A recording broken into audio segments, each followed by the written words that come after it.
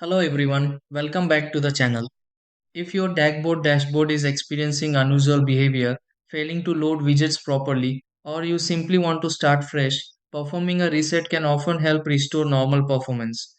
Temporary glitches, synchronization issues, or incorrect settings can sometimes affect the way the DAKboard dashboard operates. Fortunately, resetting the dashboard is a straightforward process and can help eliminate many common problems. Before spending time on advanced troubleshooting, it's worth trying a reset first. In this video, I'll guide you through several simple steps that can help you reset your DAKboard dashboard successfully. Try these. Step 1. Make sure the DAKboard dashboard is powered on and accessible before starting the reset process. Step 2. Open the settings section associated with the DAKboard dashboard. Step 3. Locate the reset or refresh options available for the DAKboard dashboard. Step 4. Confirm the reset request for the DAKboard dashboard when prompted. Step 5.